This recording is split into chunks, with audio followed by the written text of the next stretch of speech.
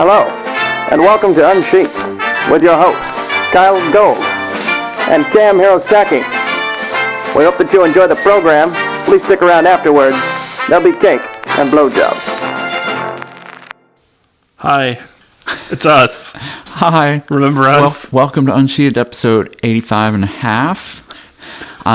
Is that like the Rosencrantz and Guildenstern are dead version of episode 85? I think it's kind of more like, is it like the Lion King 1.5? Right, which is basically the Rosencrantz and Guildenstern version of the Lion King. Right. Well, no, because in this case we don't have any sidekicks to follow around through this episode. It's just us, sort of, but out of time, disjointed in time. Yes. It's the Billy Pilgrim Unsheathed episode.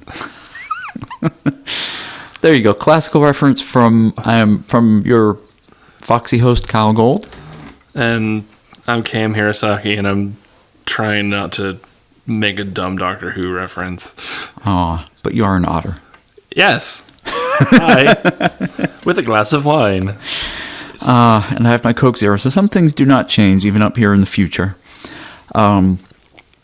We're coming to you in actually November, Yes, 2011. Although the next 4 episodes you hear will have been recorded before this one. Yeah. The episode number 86 was our Rocky Mountain FurCon episode, which was quite entertaining, if I recall. That was the one where I was singing at the beginning, but I don't think that got recorded. I'm not sure if it did or not. Yeah. Kid is shaking his head, sadly. So if you weren't there, it's too late, but I was singing. I was singing show tunes, actually, and people were, like, encouraging me to keep going. Uh-huh. Was that also the one where where we tried the salmon vodka, or was that the one before, the night before? We had some, that was the one where we let the audience try the... Oh, the salmon, right. It was the Not Sheathed Club Freaks... No. Right, because we'd planned a not sheath because we didn't know you were going to be there until like 2 weeks before the con. Yeah, when I was like, hey, I have money, I'm going to be there. Yeah, and we were like, okay, we'll do a regular Unsheathed episode too, but Fuzz was looking forward to the not sheathed. And did we record that, or did Fuzz record that? Fuzz recorded that. All right, so there's a chance that may already have been posted on their timeline. I have no idea, actually. It has been, apparently. It has been. So I stepped on my iPod and it killed it, so... Right. Yeah, there was a dead giveaway, wasn't it? Oops. We love you, Fuzz. So anyway, after Rocky Mountain FurCon, we came back here in August, and we recorded episode 87, which was just a regular episode with the two of us answering questions. That's my lucky number. Really? 87, yeah. How often does that come up? It just is my number. Okay. It's like my go-to number. Like whenever I need to hyperbolically like pull a number out of thin air, I usually go with 87. So yeah, I go classical with Phantom Tollbooth, and I always say 17. That's a good one too. Episode 88, we have a Camp Farrell episode, which was a lot of fun. And despite the fact that I have recently announced that I only sing in public at Camp Farrell, I did not sing in public on that podcast. No. We had some very special guests on that podcast, actually. Potteroo was quite fun. Black Tegan was a lot of fun. So that was a good one. And then episode 89 we did at Rainforest a couple weeks later, and that was wonderful as always. It was legendary. We love our Rainforest podcasts, and that was the... Look forward to the Rainforest podcast is all I can say. Well, look forward to all of them. Yeah, but especially that one's like the cherry on the top of the sundae, where you try to save it for last, but you don't. So, at any rate, this one is us coming to you from the... You're like, okay, I'm just going to keep talking now because you're... Well, the first thing I thought of was, but how are they going to save the stem from the Rainforest episode and tie it into a knot in their mouths? But I think that's a different podcast. We could do that one too, episode 89 and a half. But we'd have to have Fuzzwolf, because then it would be not stem or something. I think we've taken this too far. I think we may have gone a little far in a few places. Yeah, so... Anyway, if you're listening to the episodes in sequence, which we hope you are, then that's why this one is sort of like our missive from the future. Mm-hmm.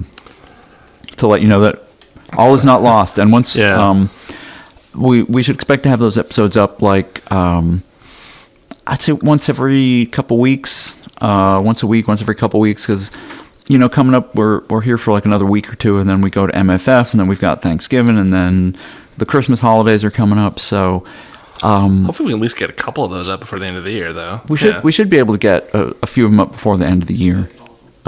Kit is hoping to have all of them done before the end of the calendar year.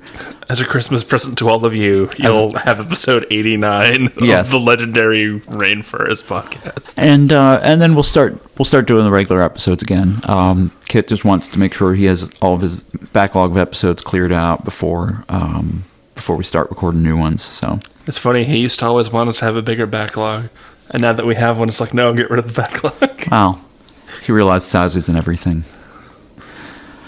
Hold on, what? I'm back now. So, as a result of that, we'd been promising this pitch episode for a while, which is a cool thing, and we're still going to do it, but it's probably going to be early next year rather than later this year. And we will be doing a live show at MFF. We're not sure exactly where or when, but keep an eye on my Twitter feed, Kyle Gold, and my Kit Twitter Silvers, feed, Cam Hirosaki. Oh. and Kit Silvers, Kit Silver, and Cam Hirosaki. Yes. Hopefully all of us will announce where the show is going to be. And we have a scheduled show at Further Confusion, which the tentative time that I had heard for it was Saturday night at 10 p.m. So that's looking way forward. Well, it's less than 3 months away now. It feels a lot closer, actually. But that'll be our FC show, and after that, hopefully we'll get back into some kind of routine. We have less travel and fewer things to do, hopefully in the spring. And we will announce further live shows as they come up. Our convention attendances are kind of up in the air for many of the spring cons. It's funny, speaking of the backlog, I knew that there was at least a partial issue when one of my friends IM'd me. They're like, oh, what's this new job of yours? And I told him, and he's like, haven't you been doing that for a while? And I said, well, yeah. He's like, oh, it's like, your podcast like made it sound like you got a new job. And I'm like, yeah, my podcast that was recorded like 4 months ago. He's like, back when we were talking about going to Anthrocon. Yeah. And I was like, did you not catch that? And he playfully brush it off as him just being stupid, but it's okay. Right. Yeah. So I think I'll be at FWA for sure, and you're not sure about that. I want to be able to go if I can afford it. And you will probably be at Furry Fiesta. If I can afford it. And I'm not sure if we'll be able to make it to that one this year, but we will see how things shake out. At the very least, we'll have regular episodes coming from right here. Yeah, no, I mean... Which will be cool, because you guys have been sending us a lot of questions, and they're interesting, and we want to get to them. At this point, we're going to have to do like 4 lightning round shows to kind of make up for it. I haven't even looked at the inbox in forever. I'm afraid to look at it. We may have to figure out some other way of going through all the questions, but we'll think about that. We got some time. Oh, we can give them to other podcasts to answer. Wow. So we wanted to give you guys an update on where we were with the podcast, which we've done, and where we are with ourselves, which we will now proceed to do. So the big news, which I don't think... All right, I think I will eventually talk about this on another episode that you'll hear after this, but I've gotten a quasi-final draft of Summerhill finally done. It is off to the publisher. The publisher has read it. They have a few suggestions that we're going to go over, and then hopefully that'll be that. And it's looking like the book will be out in summer of 2012. So you'll have like at least 6 months before the world ends to read it. Which is good. Yeah. I got it out before the world ended. Yay. Yeah, sadly the next Devin Lee book is scheduled for January 2013, so you'll just have to hope that there are printing presses in the afterlife, right? Or the Mayan afterlife. Or the people don't just save their $20 and wait 6 months to buy your book instead of mine. Well, they won't do that if the world's going to end in December. But we've escaped one rapture already, so I like our odds. I was at a convention for it, too. That's right, you were. It was funny. I was in the middle of playing Star Wars, actually. Star Wars reference, yay! Sorry. So what else have you been up to? Or are you going to be up to? Or are you? Let's see. I'm trying to think what else I've seen that you've done. I posted a story that was for another project that never happened, so I put that up online. It's called Dirty Little Freaks. There was actually a discussion on it on the Bad Dog Book Club podcast, where Skip Ruddertail and Toons has actually had a really interesting discussion about the book, about the story, and what it's about and its themes. And it's funny because they have an argument about how it's meant to be interpreted. And they both take opposite sides, and I'm just like, well, one of you is right and one of you is wrong. It is not even like a little bit. It's like one of you is completely right and the other one is dead wrong. You'll have to tell me after we're done which one was which. Yeah, it's funny, and I don't think I've told either of them which one it is yet either. So that'll be fun. Awesome. Did you run another Raylan story? I started writing one and then stopped because Summerhill made me go back to writing it. And then my initial idea for it sort of lost steam, and so I hope to get one out by the end of the year again. I got a lot of pretty pictures of them and put them on my FA site. Cool. Anything else? Is there anything else? Not really, unfortunately. Again, I don't work on a lot of stuff, and I don't work on it very quickly, and I apologize for that. Oh, don't apologize. People love you.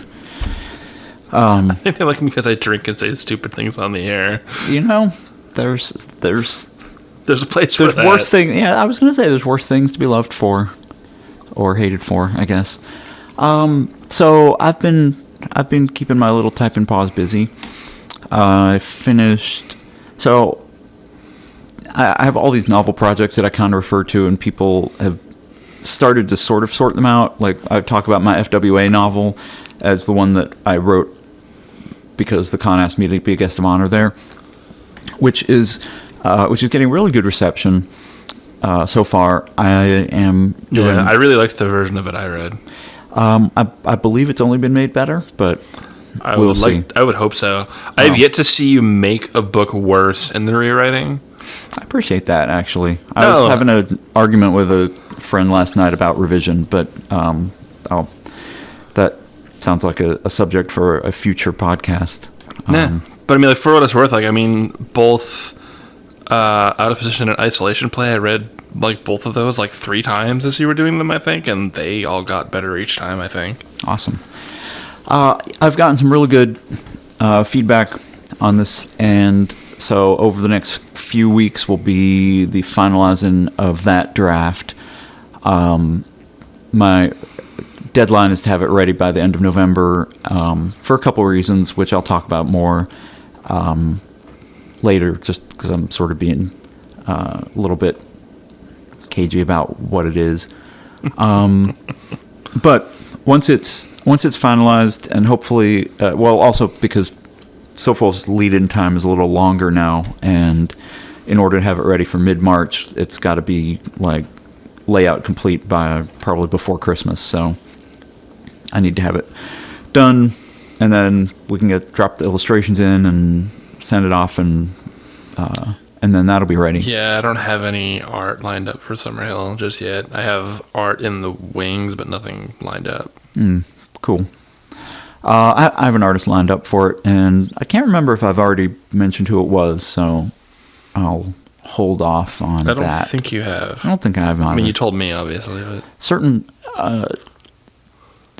The artist has kind of talked a little bit about it, so if people are sharp and aware of things, then they might be able to put 2 and 2 together. Well, but he/she has been very circumlocutory about it. Yeah. Circumlocutor. Fuck, that's a hard word to say. Cagey. Cagey is easier to say. Yeah. What else? So, worked on another draft of the first Collations book, which I like quite a bit. I'm still not quite sure what my plans are going to be for that, but the next stage in sending it around to people will come probably after November. because the other things I'm doing in November are finishing up the Isolation Play ebook, which I announced the release date would be December 1st. In conjunction with that, I'm also releasing a new version of the Out of Position ebook, which has the bonus story in it and the illustrations in it. And I need to write to Amazon because I think they said that it's possible for them to change a setting on the Kindle store so that people who've already bought a book can download a new version of it without having to rebuy it, but that's not the default. You have to kind of ask them for it, so I will bug them about that. They are intermittently responsive. And speaking of which, I have finished the bonus story for Isolation Plays, selling over 1,000 copies, which it did earlier this year, which is pretty cool. Out of Position, I think, reached that mark in November. I was going to say, did after it hit MFF. it faster than the first one? It did. Sofel basically emailed me in July and said between the hardcovers and the soft covers that they were like 970. So, Oh, wow. it passed it, I think, sometime in August. Help me break 200, August, guys. Please. And so I wrote a bonus story for that, and that's going to be included in the ebook edition. But I think probably a couple days before that, like maybe the day after Thanksgiving or something, I'll post it up on my FA site for free because that's my deal. You don't have to buy the ebook to get the bonus story. But Isolation Play will have all the illustrations with it. Let me think if it has anything else extra. It's been, I think that's it. It's kind of a pain to do the ebooks because I don't have, I don't feel like paying somebody else to do it because I can do it with, Right. it takes maybe a day of work total to do each book. And the problem is that the program that I used to use before I had to rebuild my Windows laptop, I tried to reinstall it. Now it crashes when I try to use it. I have some versions of Adobe programs that make EPUBs, which you would think would be good because it's their format, but they don't make them quite properly. So I have to go into the code and mess around with it. So it involves a little bit of work, and I'm doing those 2 ebooks, and then I'm trying to get the sort of layout of the March book also. And, God, what else am I doing this month? There was something else. Oh, yeah, I'm trying to write the 3rd Out of Position novel. Have you actually That's started all. that yet?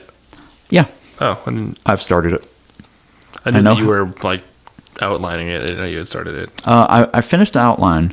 Okay. I know I have I know how it begins and I know how it ends, and I know most of the stuff that happens in the middle. At least I think I do now. I'm sure when I write it, they'll all be different, but need to start writing that and get that underway. So that's what my days for the rest of November are going to be like when I'm not at Midwest Fur Fest or carving up a turkey. I think that's all the stuff that I'm doing. And Kit has been busy with home improvement projects here, as I have been a little bit too, and with traveling and sort Yeah, of. the bunker looks nice now. It does. Thank you. We brought in the frilly lace curtains. I think it really adds something. Privacy. Yes. But You know the silk curtains don't mean I can't still hear you two, right?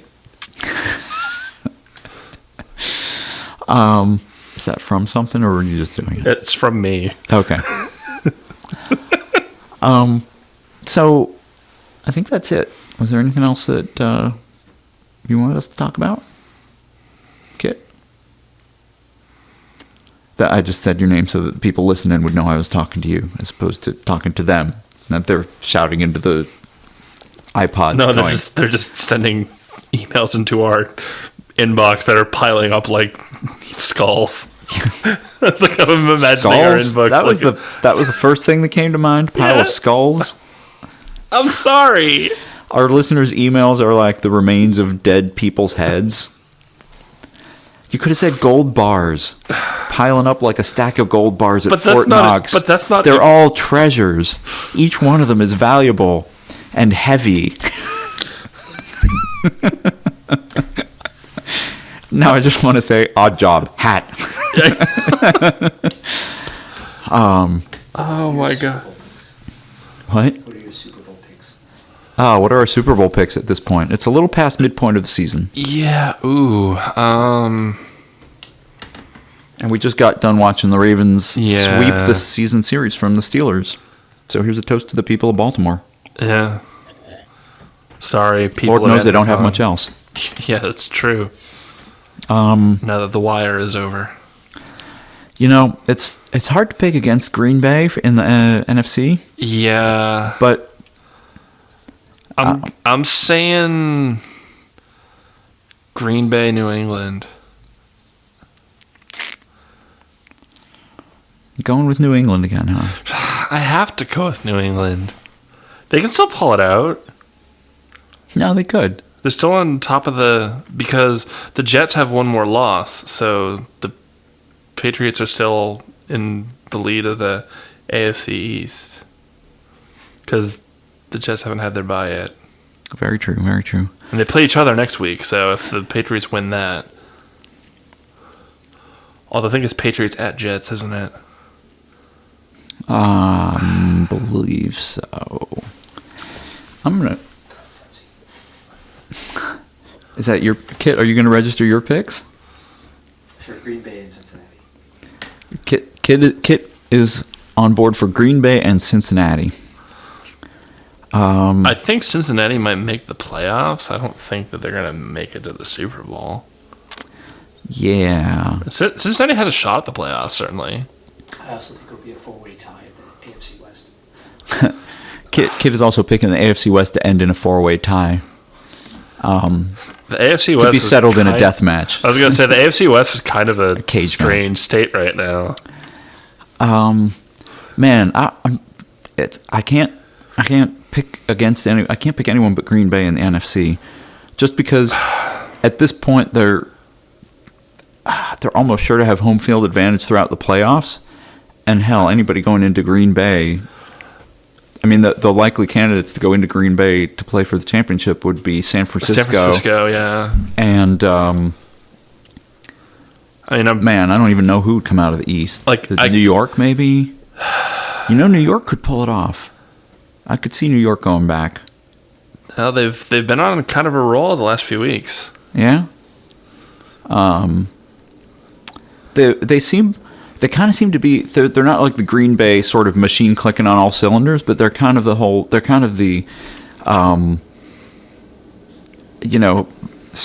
hanging in until the end, and then they find a way to win team. Oh, you mean like today? Yeah, except against Seattle for some reason.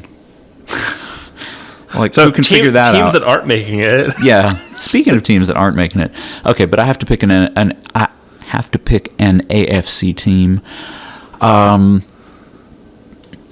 going to go with Baltimore. Really? I'm going to say Baltimore. That is a gutsy choice, but not a unforeseeable one. Yeah. Just because I think You know what would be a fun Super Bowl? Would be Baltimore, San Francisco. that would be That'd be a good food one. that would be awesome. That would be a good food one too. Yeah, the food, the Green Bay food is not Cheese. something to look forward to. Yeah, cheese and fatty sausage. Pringles. And yeah, Kringles from Racine, Wisconsin. So all right, I'm going to go on record. Green Bay, Baltimore. Okay. I would say New York from. I'm going to say New York from the NFC would be a long shot, but I think it might be New York, Green Bay for the NFC Championship. Okay. And I know Kit wants to see Oakland, Baltimore for the AFC Championship. It's the one for the playoffs. Do you have to get the championship game?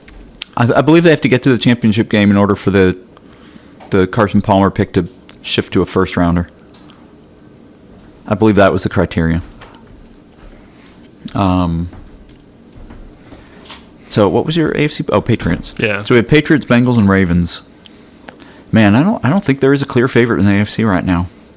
No, not certainly not the way Green Bay is doing in the NFC. I mean, I couldn't actually even tell you who's leading the East, the AFC East. As of today, it's the Patriots. Is it? Yeah. Okay. Because Patriots are currently 6-2 and Jets are 6-3. And the North is the Ravens, I think, or no, the Bengals, because the Bengals have one. Bengals. No, the Bengals and Ravens are tied. They're Are both they both 6-2. 6-2? Yeah. Okay.